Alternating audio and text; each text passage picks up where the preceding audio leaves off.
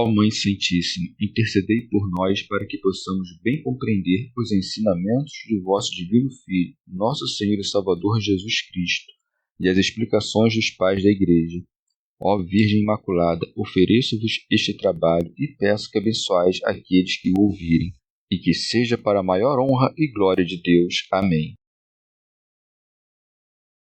Senhor onipotente, purificai o meu coração e os meus lábios. Vós, que purificastes os lábios do profeta Isaías com carvão em brasa, e dignai-vos, por tal modo, purificar-me com a vossa misericórdia, para que possa dignamente anunciar o vosso santo Evangelho. Por Jesus Cristo nosso Senhor. Amém. Senhor, abençoai-me. Que o Senhor resida no meu coração e nos meus lábios, para que anuncie digna e convenientemente o seu Evangelho. Amém. Evangelho de Nosso Senhor Jesus Cristo, segundo São João. As núpcias de Caná. No terceiro dia, houve um casamento em Caná da Galiléia, e a mãe de Jesus estava lá. Jesus foi convidado para o casamento e os seus discípulos também. Ora, não havia mais vinho, pois o vinho do casamento havia acabado. Então a mãe de Jesus lhe disse: Eles não têm mais vinho. Respondeu-lhe Jesus: Mulher, que há de semelhante entre mim e ti? Minha hora ainda não chegou. Sua mãe disse aos serventes: Fazei tudo o que ele vos disser. Havia ali 6 talhas de pedra para a purificação dos judeus, cada uma contendo de 2 a 3 medidas. Jesus lhes disse: Enchei as talhas de água. Eles as encheram até a borda. Então lhes disse: Tirai agora e levai ao mestre-sala. Eles levaram.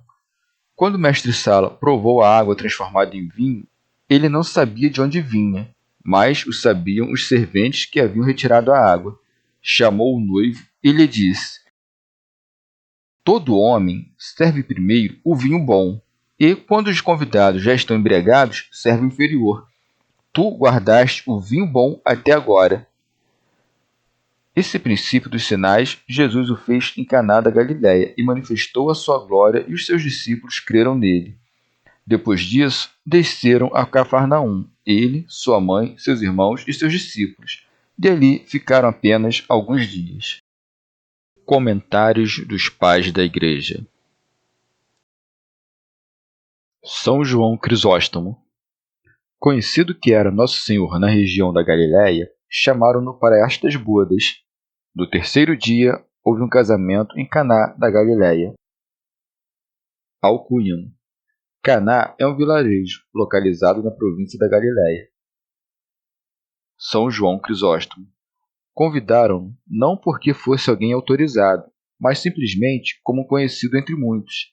E tal parece indicá-lo o evangelista quando acresce que encontrava-se lá a mãe de Jesus, ou seja, chamaram filho porque haviam convidado a mãe. Jesus foi convidado para o casamento e os seus discípulos também. Acedeu ao convite não porque cogitasse na própria dignidade, senão por desvê-lo do nosso bem.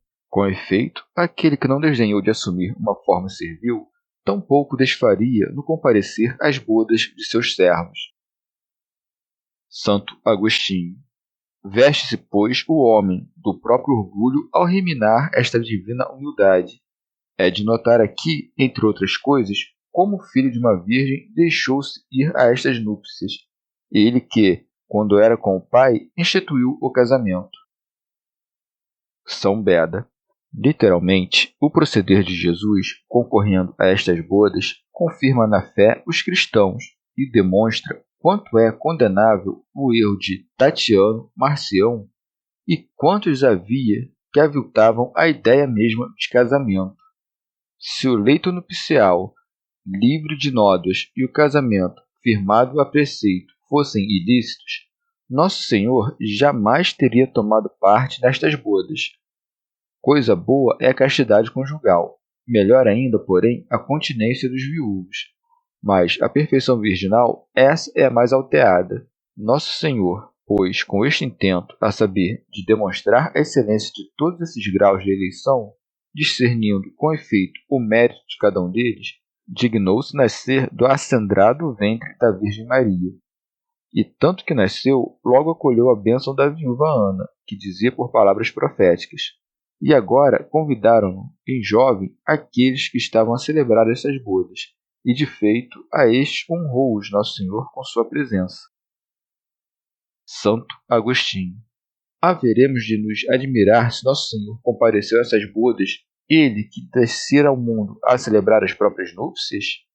Sua esposa reuniu-a com o próprio sangue, a ela confirmou o Espírito Santo a modo de penhor, e com ela uniu-se desde o ventre da Virgem, e o Verbo, o esposo, a carne humana, a esposa. Um e outro concertados, devêm o Filho de Deus, e, ao mesmo passo, o Filho do Homem. O ventre da Virgem Maria desnudou-se em Tálamo, de onde ele procedeu por seu esposo. São Beda. Misteriosamente, foi o caso que estas bodas sucederam no terceiro dia. A era primeira, que teve lugar antes da lei, refugia com o exemplo fulgurante dos patriarcas. A segunda, por seu turno, já sob a lei, com os oráculos dos profetas. Por fim, sob a graça, a luz da terceira era, semelhando a do terceiro dia, dilatou-se da prédica dos evangelistas e da encarnação de Nosso Senhor.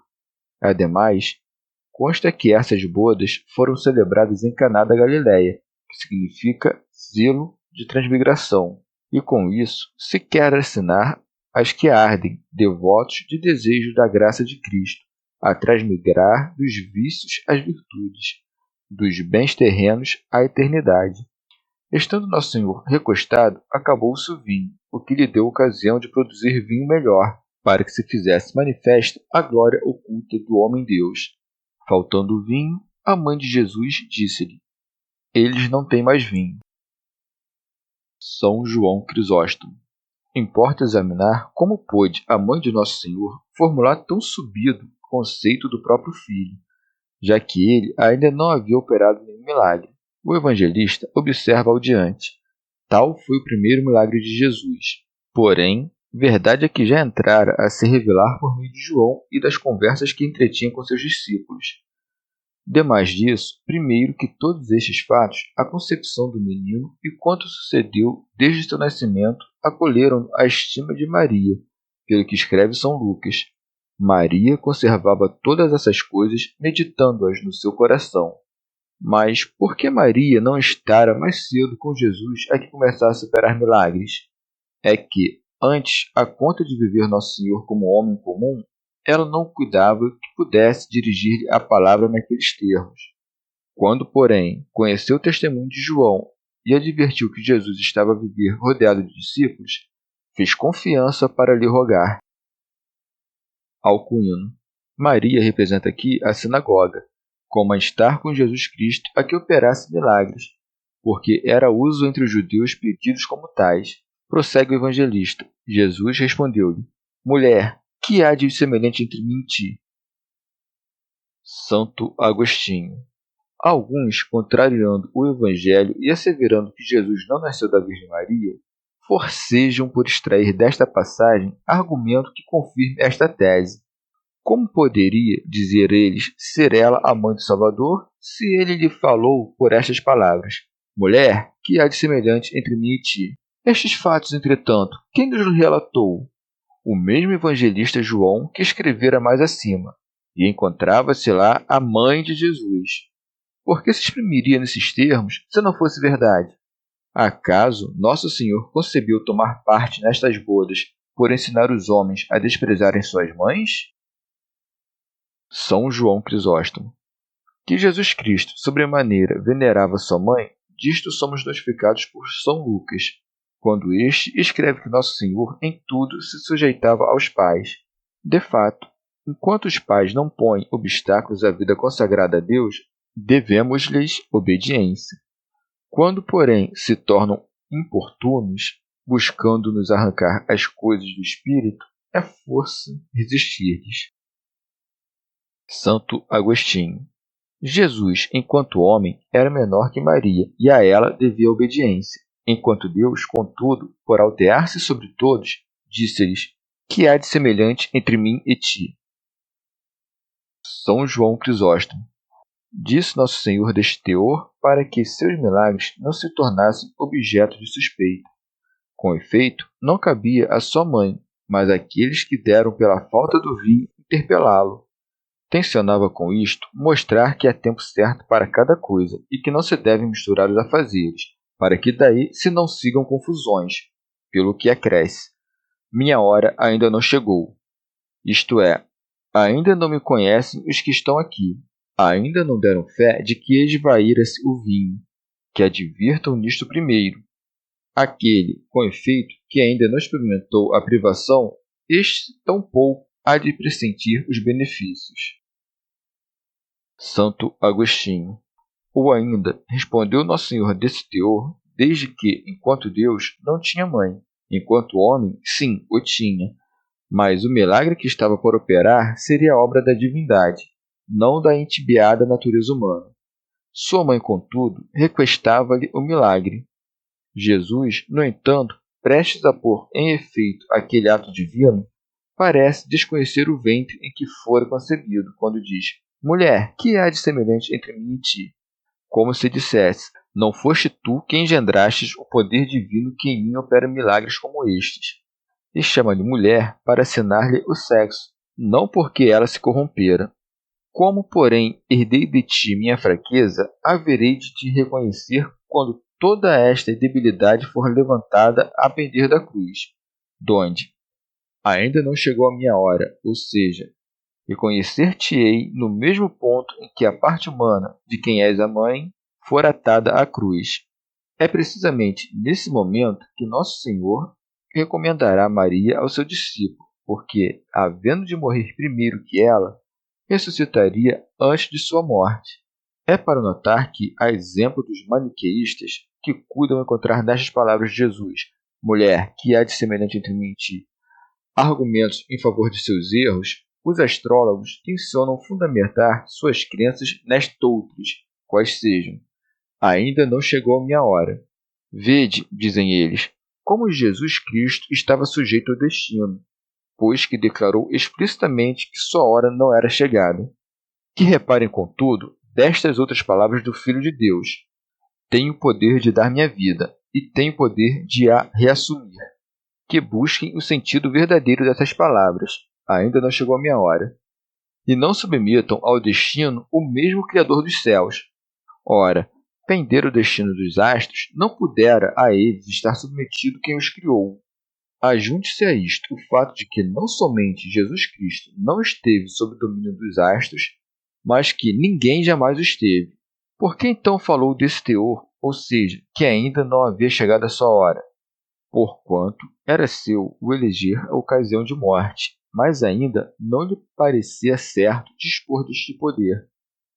Era força, por primeiro, congregar os discípulos, anunciar o reino dos céus, operar prodígios e milagres que dariam a conhecer sua divindade e, por fim, pôr de manifesto a própria humildade, e, ao se submeter a todas as enfermidades de nossa mortal natureza.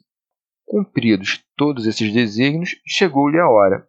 Esta, porém, não lhe sobreveio à força de necessidade externa, mas por sua própria vontade.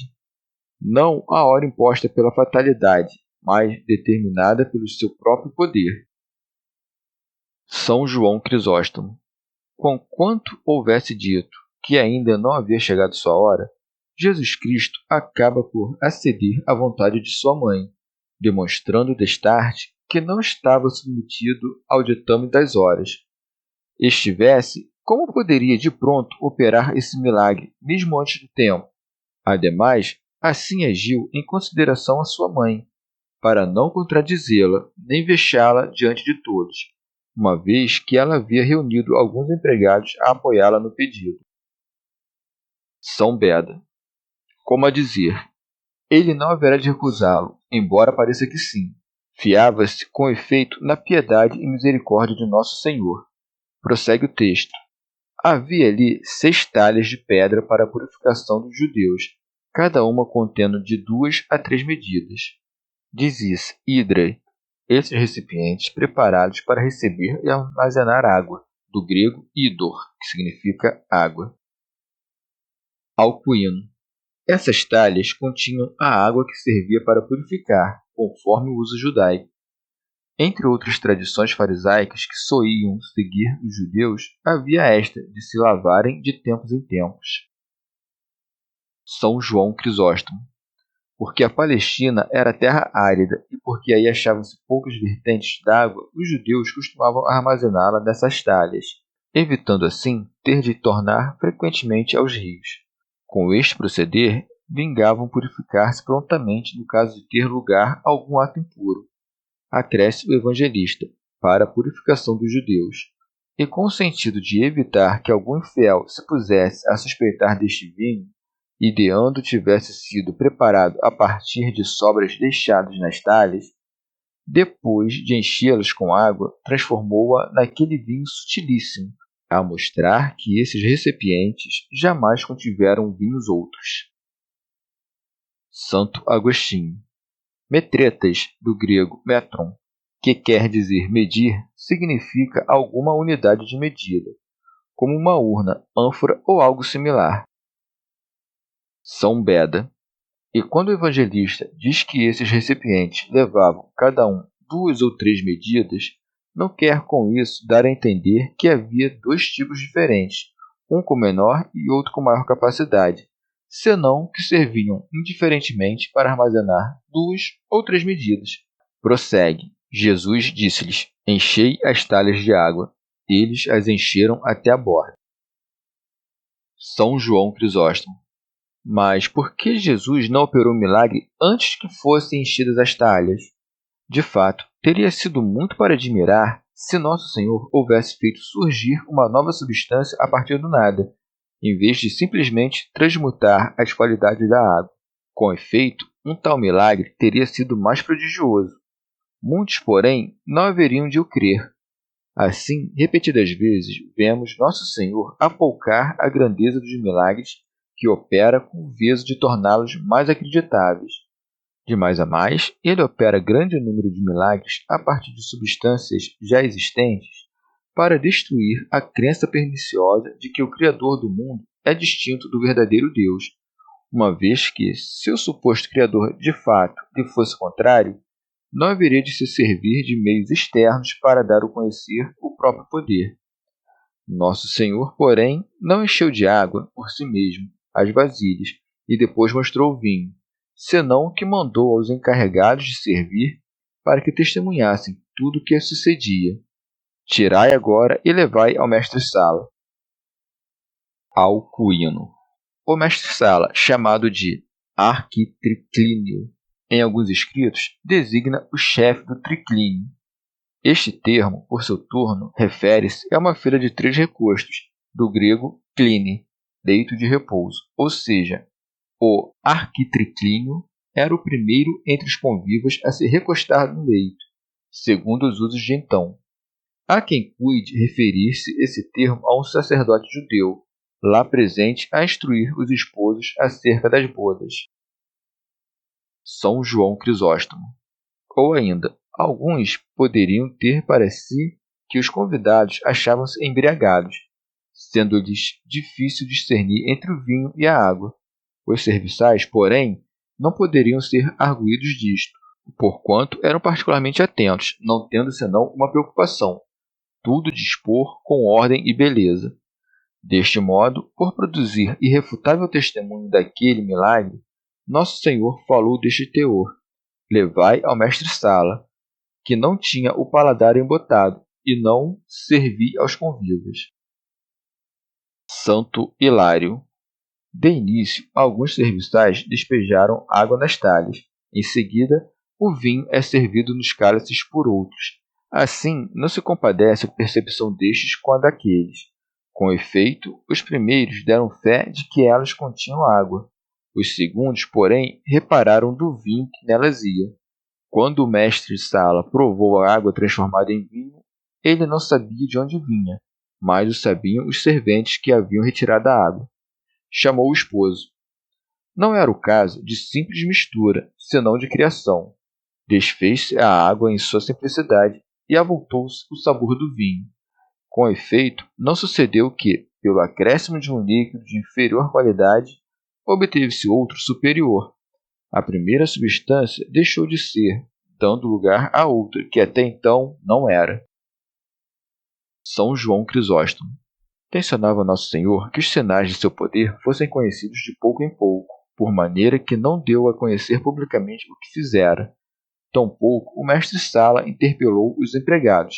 Com efeito, o testemunho destes não vingaria convencer aos demais, porquanto não haveriam de aceitar que um homem comum pudesse operar tal milagre. Dirige-se diretamente ao esposo, mais capacitado a sopesar os fatos. Ora, não foi um vinho qualquer, mas um vinho extraordinário que Nosso Senhor produziu. E disse-lhe: todo homem serve primeiro o vinho bom, e, quando os convidados já estão embriagados, serve o inferior. Assim são os milagres de Cristo, porquanto ele opera sempre mais belo e útil que a natureza. Os empregados testemunharam a transmutação da água em vinho. O mestre-sala e o esposo provaram por si a excelência do vinho. É provável que o esposo tenha tecido comentários quanto ao vinho, mas o evangelista houve por bem os não registrar, contentando-se com relatar o estritamente necessário, isto é, que a água transmudou-se em vinho. Acresce: esse princípio dos sinais Jesus o fez em Caná da Galiléia.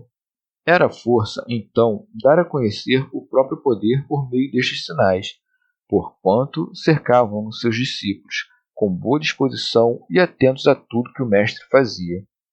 A ser dito que não há provas suficientes de que foi este, de fato, o primeiro dos milagres de Cristo, a conta do acréscimo em Caná da Galiléia, como a indicar que já houvesse operado alhures, tornamos a responder por palavras já ditas quando citamos o mesmo João Batista.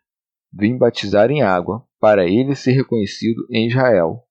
Houvera o Salvador realizado milagres já durante a primeira infância, não teriam os israelitas precisão de que outrem o desse a conhecer.